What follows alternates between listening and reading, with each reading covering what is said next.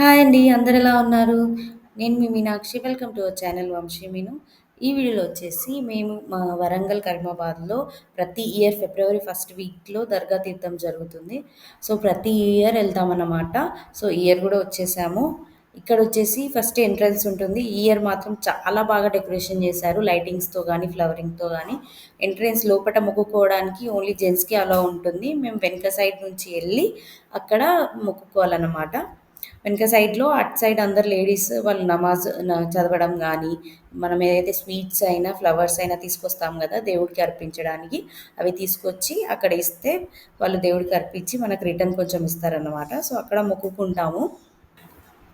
మనం ఏదైతే స్వీట్స్ అయినా, ఫ్లవర్స్ అయినా ఏదైనా తీసుకొస్తే అక్కడ ఆహ్, అర్పించి మళ్ళా రిటర్న్ మనకు కొంచెం ఇస్తారనమాట.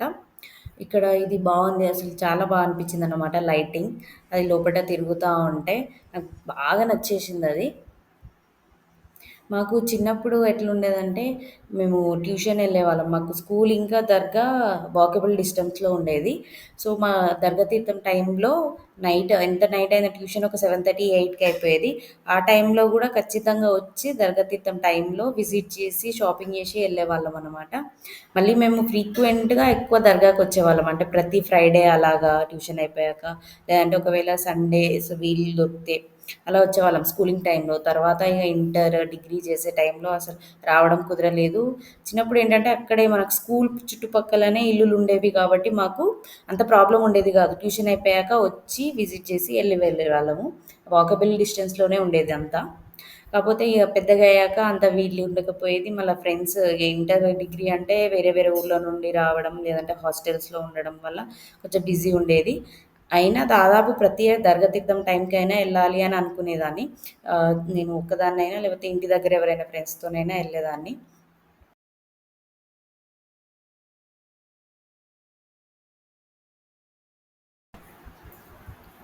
ఇక్కడ మొక్కుకున్న తర్వాత వెనక సైడ్ మనకు షాపింగ్ చేసుకోవడానికి గానీ, ఆడుకోవడానికి చాలా ఉంటాయి.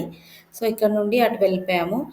దర్గాలో ఏంటంటే చాలామంది పడుకోవడానికొస్తారు. అలాగే పిక్నిక్ టైప్‌లో గూడా వస్తారు. వండుకొని తినడం గానీ, లేకపోతే మనం ఏదన్నా తెచ్చుకుంటే తినేసి షాపింగ్ చేసుకొని ఎళ్తారనమాట చాలామంది.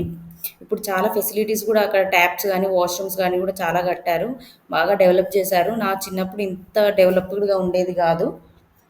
మళ్ళీ డెకరేషన్స్ గూడా చాలా చేస్తున్నారు. కాపోతే ఏం తగ్గిందంటే, నేను చిన్నప్పుడు వచ్చినప్పుడు చాలా ఆడుకోవడానికి బాగుండేదనమాట. రంగుల రత్నం లాంటివి, మేళా లాంటివి వెనక సైడ్ గ్రౌండ్‌లో బాగా పెట్టేవాళ్ళు. కాపోతే ఇప్పుడసలు 2, 3 ఇయర్స్ బ్యాక్ నుంచి అసలు పెట్టట్లేదు. ఓన్లీ షాపింగ్ చేసుకోవడానికే ఉంటున్నాయి. ఆడుకోవడానికి ఎక్కువగా ఉండట్లేదనమాట. ఇగ బాగా మనము దర్గాలో వస్తే, దర్గా తీర్థంలో వస్తే ఎక్కువ షాపింగ్ చేయడానికి స్టోన్ ఐటెమ్స్ ఎక్కువ దొరుకుతాయన్నమాట. బుర్కా, స్టోన్ ఐటెమ్స్. సో, నెక్స్టు మా బాబు ధరణ్ బాబు బర్త్‌డే వస్తుంది. సో, దానికోసం షాపింగ్‌కి చాలా తిరిగాను. ఆహ్, ఎక్కడికెళ్ళినా బొమ్మలు అవుపడితే మాత్రం మా ధరణ్ ఊరుకోడు. ఖచ్చితంగా కొనియాలి. ఇక్కడొచ్చేసి 20, 30 రూపీసే అంట.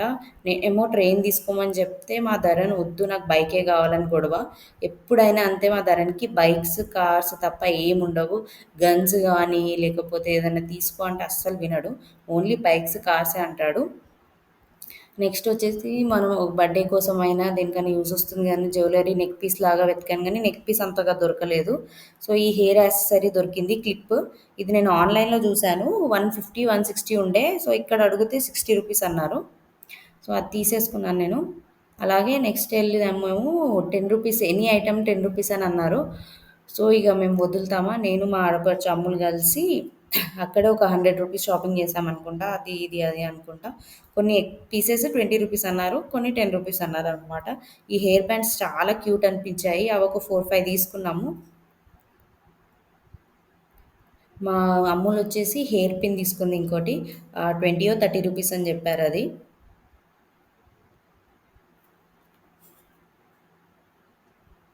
ఇక్కడ షాపింగ్ చేశాక ఏదైనా తినాలి గదా! ఎక్కువ తినడానికి కూడా లేవు. మేము లాస్ట్ డే రావడం వల్ల అసలెక్కువ షాప్స్ గూడా లేవు. మళ్ళీ తినడానికి గూడా ఎక్కువేం దొరకలేదు. ఓన్లీ స్వీట్ కార్న్ దొరికింది. ఆ స్వీట్ కార్న్ తినేసి అక్కడి నుండి ఏదన్నా ఆడుకోవాలి అని జూస్తే ఓన్లీ మన రింగ్స్ ఏసేదుంటది గదా! అది ఆడారనమాట. మా అమ్ములింకా, మా వంశీ. నాకేం రాలేదు.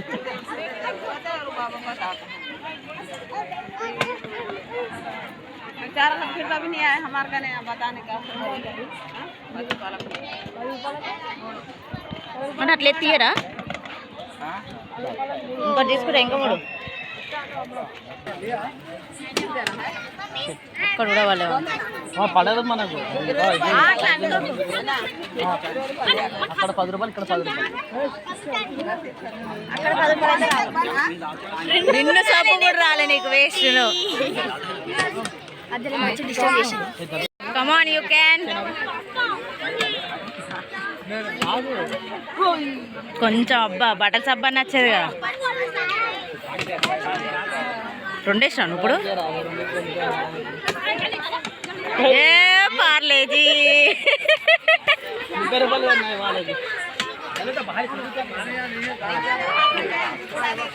కమాన్ congratulations Ammu Parle G packet at last మా వంశీ ఒక 2 టైమ్స్ ఏమో వేసాడు అంటే 20 రూపీస్ది మా అమ్ములు ఒక 10 రూపీస్ వేస్తే లాస్ట్ ఒక 5 రూపీస్ పార్లేజీ గెలుచుకున్నాం అన్నమాట. ఇది వచ్చేసి వెనక సైడ్ ఇంకో దర్గా టైప్లో అంటే మొక్కుకోవడానికి ఉంటుంది. ఇది ఒక సెంటిమెంటల్ అన్నమాట నాకు చిన్నప్పటి నుంచి. ఇక్కడ ఏంటో ఏదన్నా కోరుకుంటే జరుగుతుంది అని నమ్మకం ఉంటుంది నాకు చిన్నప్పటి నుంచి.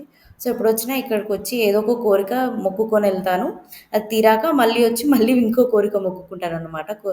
ఆశలకు హద్దు లేదంటారు కదా, అదే టైప్ అయిపోయింది నాకు. లాస్ట్ ఇయర్ ఒకటి కోరుకున్నాను, అది జరిగింది. సో ఈసారి వచ్చి ఇంకో కొత్త కోరిక కోరుకున్నాను. ఈసారి కొంచెం పెద్దదే కోరుకున్నాను, ఏం జరుగుతుందో తెలియదు నెక్స్ట్ ఇయర్ వరకు.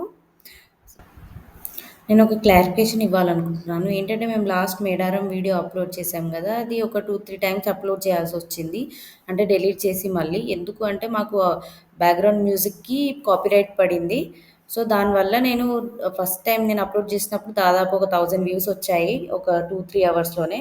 కాకపోతే దాన్ని డిలీట్ చేయాల్సి వచ్చింది. మళ్ళీ అప్లోడ్ చేశాను, మళ్ళీ కాపీరైట్ ఇష్యూ వచ్చింది, మళ్ళీ అప్లోడ్ చేశాను అనమాట. దానివల్ల మాకు ఏమైందంటే అసలు వ్యూస్ అన్నీ తగ్గిపోయాయి, చాలా ఎఫెక్ట్ పడింది. So sorry for that. And మళ్ళీ అలాంటి ఇష్యూ రాకుండా చూసుకుంటాను. థ్యాంక్స్ ఫర్ వాచింగ్ అండి. And don't forget to subscribe our channel Vamshi Meenu. Thank you.